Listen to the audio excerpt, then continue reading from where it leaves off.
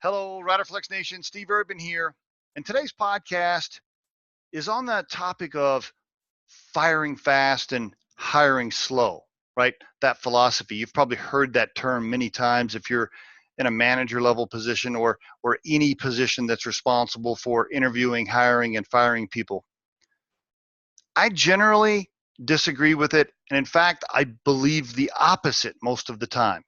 That's right. I actually think you should hire fast and fire slow. I want to give you some bullet points around why I believe that.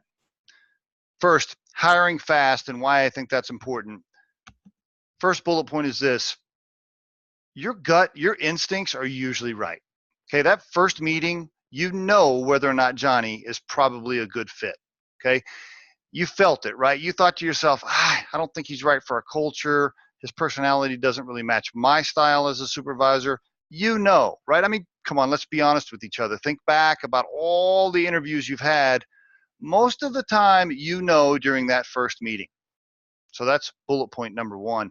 Bullet point number two: a long process actually runs the risk of swaying you from that early gut read, and that's not a good idea.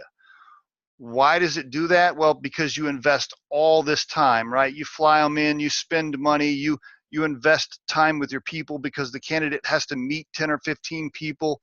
And then you got the opinion from 3 or 4 of your teammates back, and that started to sway you just a little bit. And then you started thinking, well, maybe Johnny's not that bad. Maybe he will work. I'm telling you, a long process runs the risk of swaying you from what you had in that first 30 minutes. Okay, it sways you from your early gut read, and your early gut read is usually correct.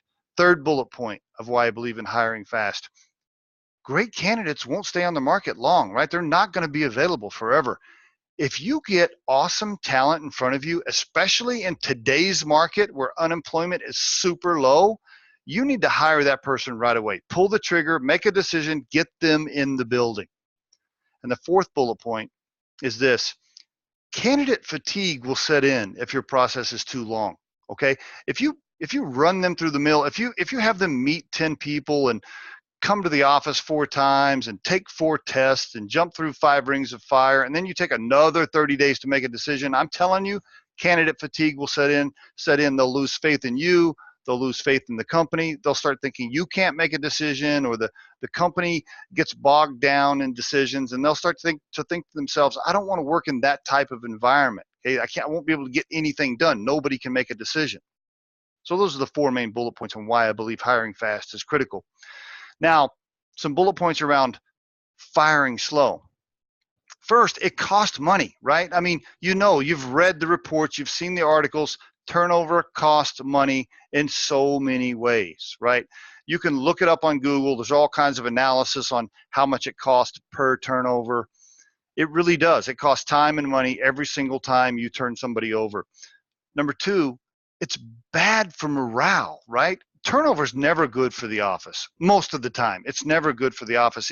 It creates this scary environment where they think the boss is going to pull the trigger and fire people all the time. It's just bad. Okay.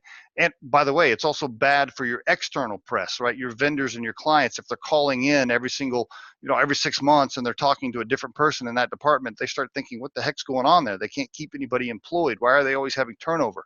So it's bad for morale internally and externally. Okay. The third bullet point is really this on why I believe firing slow is critical. If you invest time in people and you give them a chance when they make mistakes and you coach and you mentor them, they're going to be more loyal to you and stay longer over time. Okay, it's really an investment, right? You're investing in them and it will pay off. They will stay longer. They'll be great employees for you long term. That's the third reason I believe in firing slow. I believe in investing in people and it will pay off for you long term. And then the fourth and final bullet point is this: tribal knowledge is lost every single time somebody walks out the door, right? I think some of us like to think we run these companies that are super buttoned up and all the processes and procedures are clean and everything's documented, and you can let Bob go and you can have Sally come in to a spot and it's just gonna a switch is going to be flipped and boom, she's off and running with no problems. That's not the case. Okay, tribal knowledge walks out every single time, especially in startups or small to medium-sized companies. It's critical. It's lost. You never are in a situation where everything's documented super clean, especially small to medium-sized companies. So tribal knowledge is lost, and that's my last bullet point on why I think you should fire slow. And there, folks, is your Riderflex tip of the day. As always, you can call in or email us with questions, and we'll help you in any way we can. Visit riderflex.com to learn more about us. Thanks so much for listening, and have a great day.